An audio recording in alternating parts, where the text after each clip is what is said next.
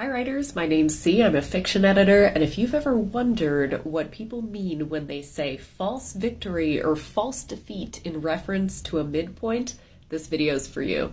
I think sometimes we hear the words false victory or false defeat and we say, oh, I hate it when writers do that because the word false implies a trick.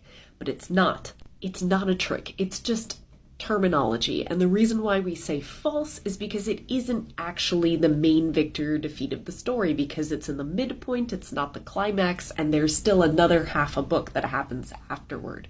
But it's not fake, it's not a bait and switch, and it's not meant to be one, and if it comes off that way, that's bad writing. It's a genuine win or a genuine loss that the character undergoes, and through that victory or through that defeat, the character experiences a major turning point that causes them to do one of a few different things. And this is not an exhaustive list. Either they have a revelation that makes them realize the villain is not who they thought the villain was, or the villain is much worse than they imagined.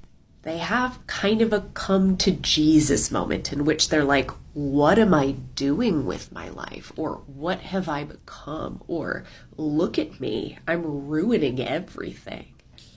Or on the heels of this victory, they take a look at their life and they see what it could become if they were to actually win and solve the problem for real. And they have this like, oh my God, I could lose all of this moment. You see, after that victory or defeat, we have something called a midpoint reflection.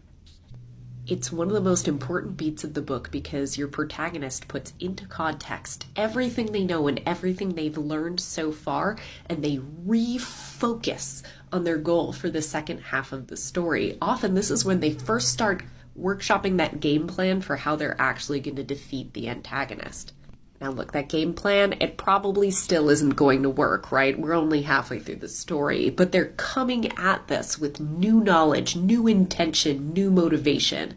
And that all comes out of that victory or that defeat that they suffered at the midpoint. Two quick examples of how I've used this in fiction. I had a doctor-like character fail to save his best friend's mother's life, which sucks. It's a big defeat.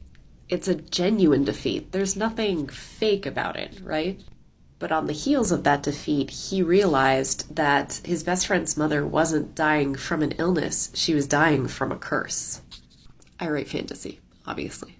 Alternatively, I've had my main characters win a major battle, but in the middle of that battle, a new antagonist showed up.